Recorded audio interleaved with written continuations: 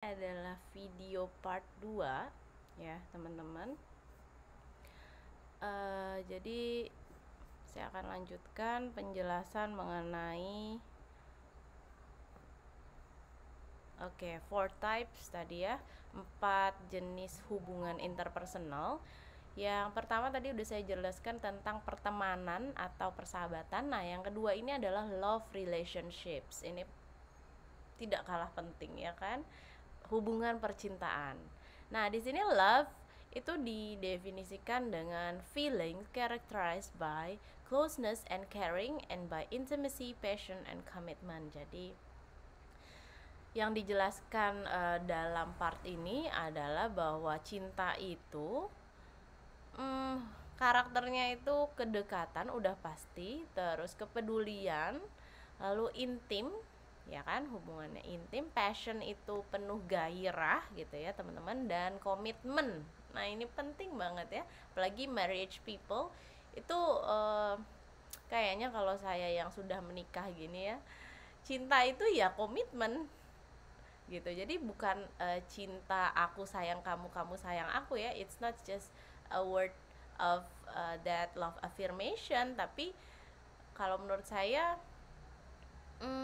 bagaimana kemudian cinta itu diwujudkan dengan perilaku gitu. Nah, di sini ada tipe dari love types ya. Saya coba pindah dulu. Oke. Nah, ya, love types yang pertama itu ada, Baik, yang pertama ada Eros. Nah, Eros ini mengagungkan keindahan dan sexuality. Jadi maksudnya adalah the erotic lover has an idealized image of beauty that is unattainable in reality. Jadi sampai pada keindahannya tuh nggak bisa di reach atau dicapai sama realitas gitu ya, nggak ya, kayak halu gitu loh. Tapi ini personality-nya, tapi ada ya orang yang memiliki love type seperti ini. Jadi benar-benar dia tuh mencintai keindahan. Personality-nya kayak gimana sih orangnya yang biasanya tipe Eros ini? Tipe Erosnya personality-nya itu sexual, exciting, loving, happy, optimistic. Jadi dia itu orangnya mungkin optimis ya. Orang optimis nih biasanya love types-nya ada sedikit erosnya atau ada dominan erosnya, Terus yang kedua ada ludus. Di sini beratnya ke entertainment and excitement. A ludic lover is self-controlled, always aware of the need to manage love rather than allow it to be controlled. Jadi dia suka mengontrol dalam suatu hubungan percintaan, dia tuh dominan mengontrol seseorang. Nah, personality-nya seperti apa? Inconsiderate, secretive, dishonest, selfish, and dangerous. Jadi ini lumayan berbahaya atau cukup berbahaya karena dia sangat egois, selfish ya, egois, dishonest, nggak jujur. Nah, si ludus ini itu biasanya suka mempermainkan hubungan percintaan. Jadi contohnya kita menikah cuma main-main aja, cuma nyoba-nyoba aja. Jadi dia lebih ke situ. Kalau nggak cocok ya udah tinggal pisah kayak gitu. Jadi pemikirannya tuh sangat sempit gitu, pendek ya. Ini ludus. Yang kedua, yang ketiga itu ada mania. Mania di sini terdiri dari elation dan depression. Maksudnya apa? The maniac lover loves intensely and at the same time intensely worries about the loss of the love. Jadi dia sangat amat intens gitu kalau ada dalam suatu hubungan percintaan. Sampai-sampai dia itu sering merasakan kekhawatiran, takut kehilangan. Ya, sampai disebutkan di sini depressed. Jadi dia kalau kehilangan ya bisa jadi depresi. Bisa disebut juga apa ya, zaman sekarang bucin ya, budak cinta. Nah, ini orang-orang yang dominance di mania. Terus personality-nya kayak apa? Jealous, tuh, cemburuan, possessive, obsesi, emotional and dependent. Jadi dia sangat bergantung pada pasangannya. Tuh ya. Terus yang keempat, ini ada storge. Storge itu terdiri dari peaceful and slow. Nah, ini berada pada tahap proses ya kalau storge ya. Kalau tadi 1 sampai 3 itu berada pada awal awal hubungan percintaan, jadi di awal. Tapi kalau storge itu udah pada tahap pertengahan gitu, di tengah. Jadi prosesnya, storgic love is a gradual process of unfolding thought and feelings. Jadi dia itu orangnya sangat pemikir gitu, dan dia sangat menghormati atau dia sangat menghargai suatu proses ya dalam suatu hubungan. Tapi di sini lemahnya adalah dia slow, dia tuh lambat banget dalam mungkin mengambil keputusan. Contohnya udah 10 tahun pacaran tapi belum nikah, belum dinikahin juga. Nah mungkin dia masih banyak pemikiran-pemikiran yang atau dia mungkin lebih suka proses sedang menikmati prosesnya gitu loh.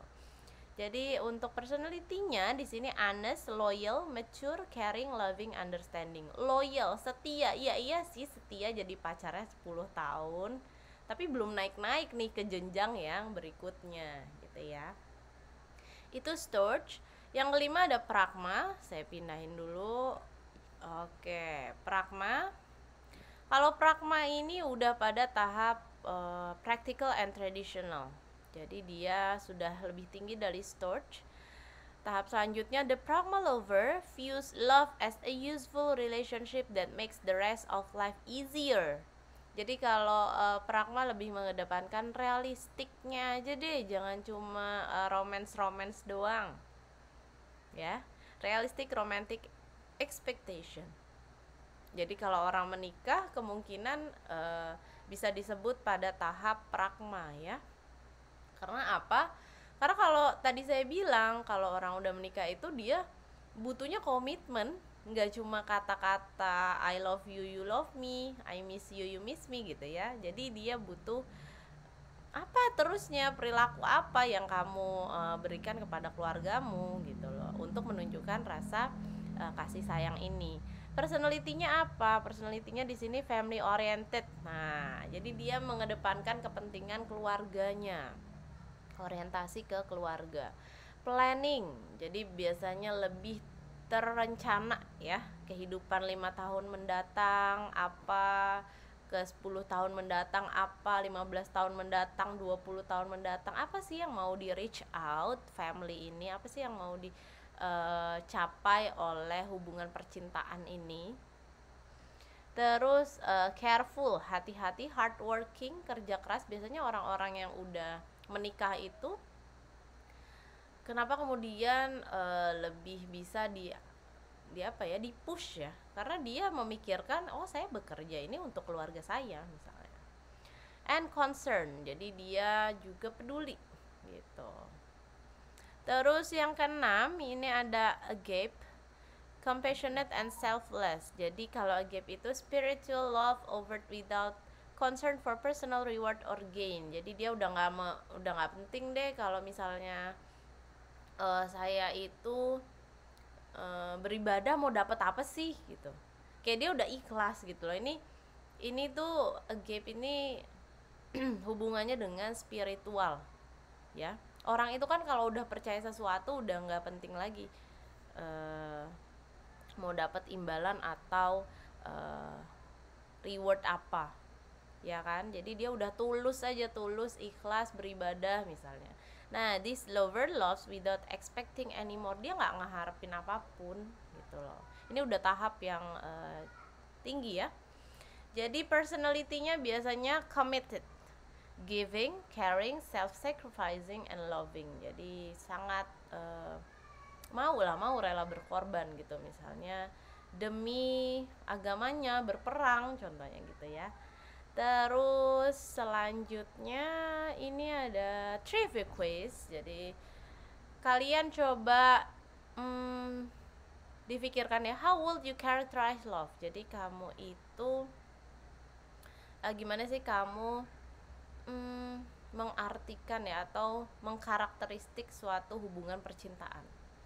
Terus selanjutnya, do you find that men and women view love similarly? Kamu menurutmu kalau perempuan sama laki-laki itu melihat suatu hubungan percintaan itu sama nggak sih?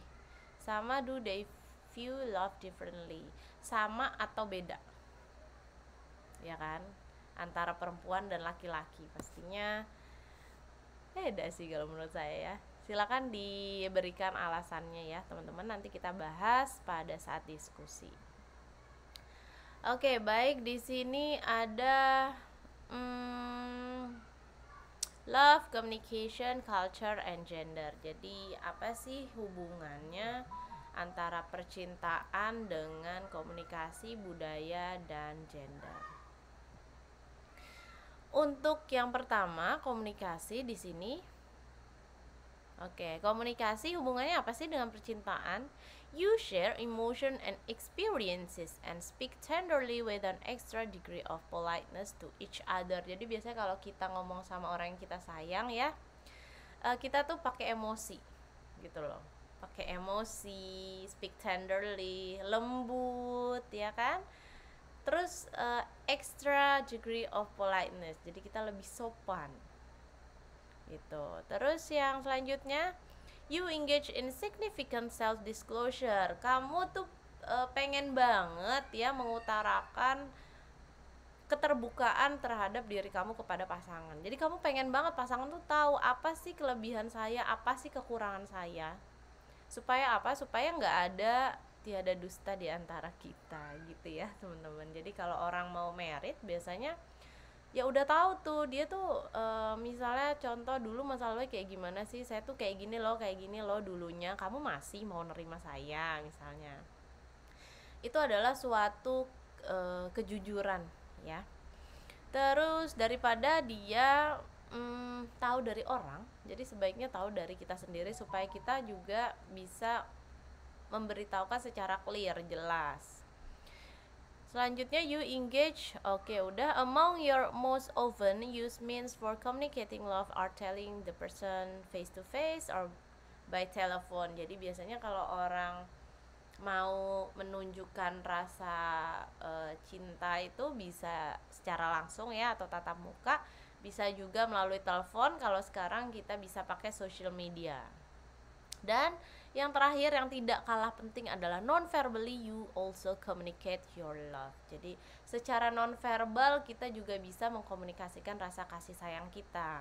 Kalau kalian kemarin sudah diajarkan mengenai love language ya, love language ada 5 teman-teman, saya ingetin lagi, saya review. Love language itu yang pertama ada words of affirmation. Words of affirmation itu artinya kita tuh menyatakan cinta kita dengan kata-kata. Ada ya orang dengan tipikal kayak gitu ya.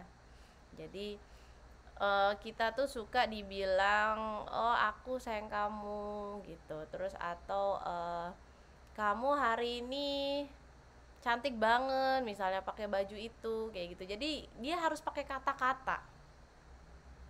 Itu words of affirmation. Yang kedua itu ada act of service. Nah, act of service ini contohnya dia tuh suka dibantu, service, suka dilayani. Menurut dia, kalau misalnya dia dilayani itu artinya orang tersebut sayang sama dia. Contohnya misalnya kalau saya jujur ya teman-teman. Kalau saya tuh lebih dominance, itu yang act of service. Jadi saya lebih senang suami saya itu ngebantuin saya di rumah ngurusin anak dan domestic issues gitu ya, atau domestic business, daripada dia bilang I love you setiap hari gitu. Menurut saya ya kalau menurut saya ya, kalau saya nggak penting words of affirmation itu, yang penting act of service-nya. Dengan dia ngebantu artinya dia tuh peduli sama saya, dia itu sayang sama keluarganya gitu. Jadi saya dominance di act of service, contohnya kayak gitu ya. Terus yang ketiga itu ada quality time. Nah, quality time di sini maksudnya dia tuh suka nggak harus bepergian ya, tapi dia suka main sama anaknya misalnya, atau dia suka main sama pasangannya, quality time gitu. Jadi memberikan waktu yang bukan cuma ngomongin hal-hal yang nggak penting, tapi ngomongin hal-hal yang untuk meningkatkan hubungannya gitu loh, quality time. Jadi dia suka kebersamaan bersama pasangannya atau mungkin keluarganya lah gitu ya. Terus selanjutnya ada yang keempat itu adalah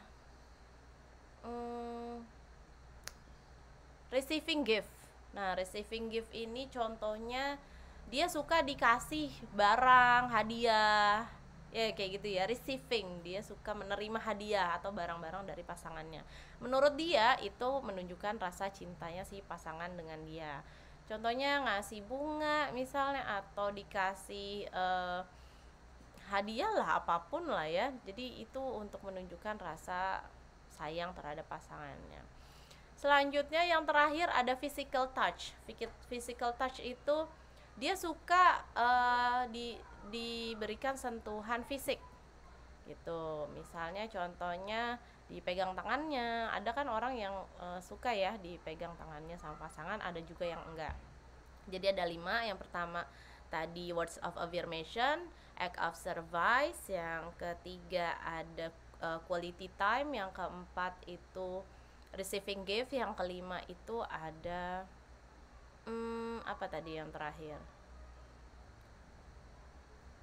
Receiving gift. Yang kelima physical touch ya. Jadi 5 itu love language. Terus yang kedua, ini apa sih hubungannya percintaan dengan culture, dengan budaya? Asians, for example, have been found to be more friendship oriented in their love style than are Europeans. Jadi kalau orang-orang Asia itu hubungan atau gaya percintaannya tuh kayak berteman gitu. Kadang ada yang namanya TTM ya, teman tapi mesra. Nah, itu gaya-gaya orang Asia. Tapi kalau orang Eropa, mereka tahu batasannya, mana itu pertemanan, mana itu love ya kan, mana itu workplace. Jadi dia bisa lebih membatasi atau beda lah, dia bisa membedakan. Terus members of individualist cultures are likely to place greater emphasis on romantic love and on individual fulfillment. Nah, kalau yang individualist, member of individualist culture itu romantic atau bahasanya untuk relationship of love-nya itu dia mementingkan pada romantisme ya, sama pemenuhan kebutuhan diri sendiri gitu. Tapi kalau yang collectivist culture are likely to spread their love over a large network of relatives. Jadi kalau misalnya yang dominance collectivist, dia suka menebar kasih sayangnya tuh ke orang-orang gitu. Contohnya kalau kita nikah, kalau orang Asia atau orang Indonesia itu kan menikah sama pasangannya, tapi kita juga harus mencintai seluruh keluarganya gitu loh, ya kan? Tapi kalau orang Western atau di Amerika sana, kalau kita menikah sama orang tersebut ya udah, urusan kita adalah kita sama dia gitu. Jadi jarang ya kalau di Western itu jarang kalau misalnya dia sangat dekat dengan keluarga, itu jarang. Ada tapi jarang. Beda sama orang-orang Asia atau khususnya orang Indonesia. Oke, itu salah satu contohnya. Nah, yang ketiga ini ada gender. Women indicate greater love than men do for their same sex friend. Jadi kalau perempuan biasanya lebih menunjukkan ya rasa kasih sayangnya dia dengan teman yang sama sama jenis kelaminnya gitu. Terus further, when men and women were surveyed concerning their view on love, whether basically realistic or basically romantic. Nah, di sini gimana kemudian wanita dan pria itu memandang suatu hubungan percintaan? Ya, basic, romantic atau realistik. Jadi berdasarkan romantisme atau realistis sih gitu. Menurut penelitian teman-teman, it was found that married woman, jadi kalau perempuan yang sudah menikah, had more realistic, jadi dia lebih realistis justru. Ya, romantismenya sedikit.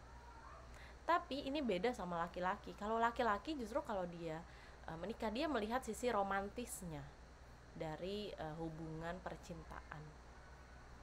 Bener ya? Contohnya apa? Perempuan gak apa-apa deh lakinya misalnya biasa aja, yang penting bisa menghidupi dia, contohnya. Ya kan? Bisa aja.